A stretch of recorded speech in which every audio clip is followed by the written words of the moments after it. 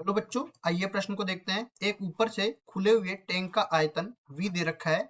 इसका आधार वर्गाकार है। यदि इसके अंदर की सतह न्यूनतम हो तो सिद्ध कीजिए कि इसकी गहराई व चौड़ाई का अनुपात 1:2 का होगा। प्रश्न को हल करने से पहले इसकी मुख्य अवधारणा के बारे में चर्चा कर लेते हैं। मुख्य अवधारणा, तो जब भी हमें उच्चतम या निम्नतम की बात करें तो हम लोग जाते हैं इसके अवकलज के अनुप्रयोग में। तो y बराबर में fx जब भी अपने पास फलन दे रखा है तो इसका एक बार अवकलन कर देते हैं। dy बटा dx बोल दो, चाहे इसको f डैश x बोल दो। प्रथम अवकलज परीक्षण से हम लोग उच्चतम या न्यूनतम देखेंगे। देखो, जब भी अपने पास कोई अंतराल नहीं दे रखा होता ना, तो जो उच्चिष्ट, स्थानीय उच्चिष्ट और स्थानीय निम्निष्ट जो होते हैं उन्हीं को हम लोग उच्चतम या न्यूनतम मानते हैं।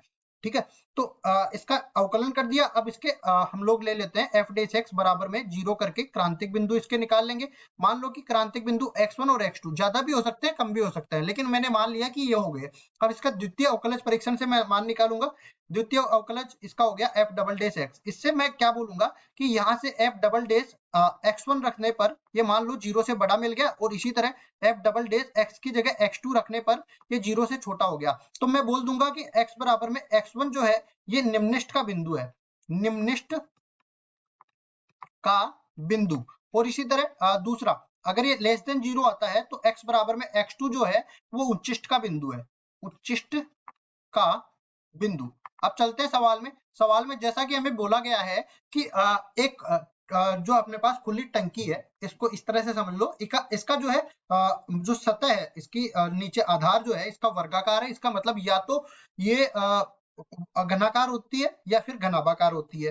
ठीक है, तो इस तरह से मैं बोल सकता हूं कि ये अपने पास मान लो घनाभाकार हो गई। मैं ये मान के नहीं चल रहा हूं कि तीनों भुजाएं आपस में बराबर है, लंबाई चौड़ाई ऊंचाई आपस में बराबर है, मैं नहीं बोल रहा हूं।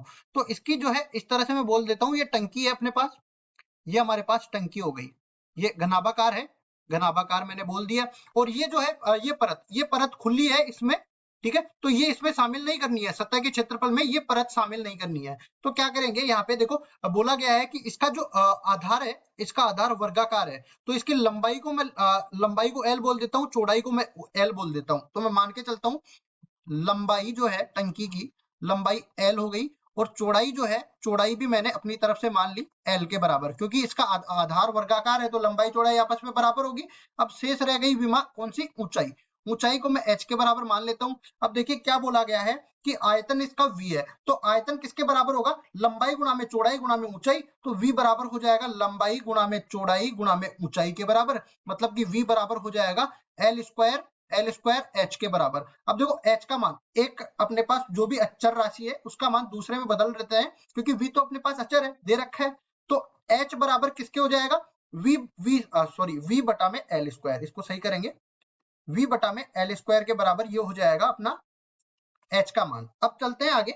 देखिए सब अपने को क्या करना है, इसके जो पृष्ठीय क्षेत्रफल है, इसका पृष्ठीय क्षेत्रफल उसको न्यूनतम करना है। तो पृष्ठीय क्षेत्रफल किसके बराबर होगा, देखो s बराबर में पहली चीज इसका जो आधार और ऊंचाई, इसमें से केवल आधार मेरे को लेना है, तो l स्क्वायर ये बन जाएगा इसके आधार का क्षेत्रफल, प्लस इसमें देखो चारों दीवारों का क्षेत्रफल आएगा। तो एक दीवार का क्षेत्रफल कितना है, लंबाई गुणा में ऊंचाई, तो चारों दीवार का हो जाएगा 4 गुणा में लंबाई गुणा में ऊंचाई के बराबर, ये बन गया। अब देखो आगे, ये s का मान मैं l के रूप में ले लेता हूं सारा का सारा। s बराबर हो जाएगा l स्क्वायर प्लस 4 गुणा में l से l कट जाएगा, और ये v बटा में l स्क्वायर नीचे चला जाएगा। ये अपने पास बन गया s का मान। अब इसका न्यूनतम मान ज्ञात करना है तो इसका अवकलन करना पड़ेगा। अवकलन कर देते हैं l के सापेक्ष, तो ds बटा में dl ये कितना बन जाएगा, देख लेते हैं, 2l प्लस ये अपने पास कितना बनेगा, देखो सॉरी यहाँ पे मैंने एक गलती कर दी, ये देखो l से l काटा था, लेकिन यहाँ पे मैंने l ही रख दिया, l स्क्वायर रख दिया है, ये 4v बटा में l होगा। अब इसका अवकलन कर रहे हैं तो देखो 4v तो बाहर आ जाएगा, और 1 बटा l का हो जाएगा माइनस में 1 बटा l स्क्वायर। तो पूरा अपने पास 4v बटा में l स्क्वायर बनेगा कि नहीं, बिल्कुल बनेगा। और इसको मैं आगे हल कर रहा हूं, तो देखिए इस पूरे में से इसको मैं सरल कर लेता हूं, या तो इसको l स्क्वायर लेसे पे लेके, तो क्या बन जाएगा 2 गुणा में l क्यूब माइनस में 4v बटा में l स्क्वायर, ये बन गया। अब इसके बाद देखो, पहले तो मेरे को इसका क्रांतिक बिंदु निकालने के लिए ds बटा में dl को 0 के बराबर करना पड़ेगा। तो जब भी मैं ds बटा में dl 0 के बराबर करता हूं, तो यहां से मेरे पास क्या बन जाएगा, देखिए ये अपने पास 2 गुणा में l क्यूब माइनस में 4 गुणा में v और बटा में एल स्क्वायर बराबर हो जाएगा 0 के। अब देखिए क्रांतिक बिंदुओं में हमने जहां पे जो x के मान या l के मान इसको अपरिभाषित बना रहे हैं वो भी लेने पड़ेंगे, और जो इसको हमारे पास जो इसको क्या करते हैं 0 के बराबर कर रहे हैं वो भी मान हमें लेने पड़ेंगे। तो l का मान एक तो मिल गया किसके बराबर, 4v बटा में, देखो 4v दूसरी तरफ जाएगा ये 4v बटा में 2, जो कि अपने पास l क्यूब का मान लेते हैं, l का मान हो जाएगा यहाँ से 2v इस पूरे की घात 1/3 के बराबर, ये हो गया। और दूसरा, जब मैं l को 0 के बराबर करता हूं तो लंबाई 0 के बराबर कर दी, उसका तो कोई मतलब ही नहीं है, टंकी की लंबाई 0 हो जाएगी तो चौड़ाई और ऊंचाई कहां से आएगी, ठीक है।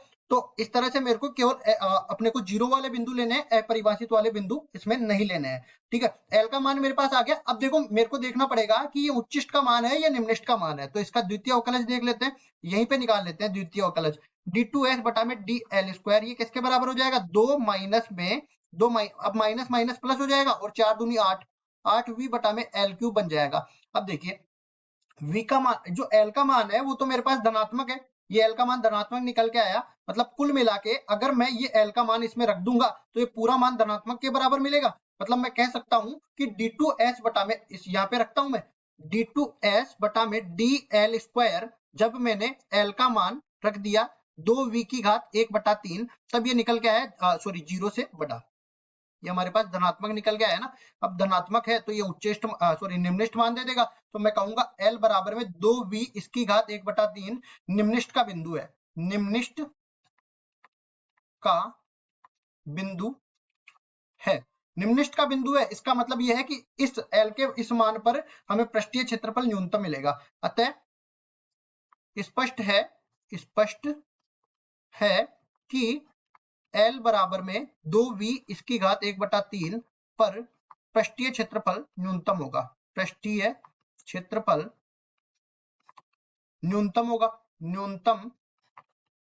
होगा। अब देखो L का मान तो मेरे पास आ गया, H का मान निकालना बाकी है। H हमने क्या निकाला था, H हमने निकाल दिया था यहाँ पे, देखिए H का मान निकाला था v के रूप में v बटा में l स्क्वायर, तो इसको भी रख देते हैं v बटा में l स्क्वायर करके, तो ये बन जाएगा अपने पास, v तो ऊपर रहेगा और ये l का मान कितना है 2v की घात 1/3, मतलब कि 2v की घात 2/3 हो जाएगा। कुल मिला के देखो नीचे तो रह जाएगा 1/2 की घात 2/3 और ऊपर चला जाएगा अपने पास v की घात 1/3, ये आ गया। अब हमें क्या निकालना है, हमें निकालना है ऊंचाई, गहराई और चौड़ाई का अनुपात। तो ऊंचाई अपने h के बराबर है और चौड़ाई हमने l के बराबर मान ली, मतलब h बटा में l, ये अनुपात हमें निकालना है। तो कुल मिला के देखिए h तो हमने क्या निकाल लिया, ये वाला, तो v की घात 1/3 और ये अपने पास क्या बन जाएगा 2 की घात 2/3, और यहाँ से देखिए l का मान कितना है 2v की घात 1/3, मतलब कुल मिला के ये इसमें गुणा हो जाएगी आके, तो ये कितना बन जाएगी 2 की घात 1/3 और गुणा में v की घात 1/3। अब देखो v की घात 1/3 से v की घात 1/3 सीधा ही कट गया, ठीक है, और 2 की घात 2/3 और 2 की घात 1/3 गुणा होकर आधार समान है तो घातें जुड़ जाएगी, मतलब कि 1 बटा में 2 की घात 3/3, मतलब 1/2 के बराबर ये बन गया। तो H और L का जो अनुपात है वो अपने पास यहाँ पे लिख भी देते हैं, H और L का अनुपात 1:2 के बराबर आ गया, और यही हमें सिद्ध करके बताना था, यही हमारा उत्तर है। आशा करता हूँ ये सवाल आपको समझ में आया होगा। धन्यवाद।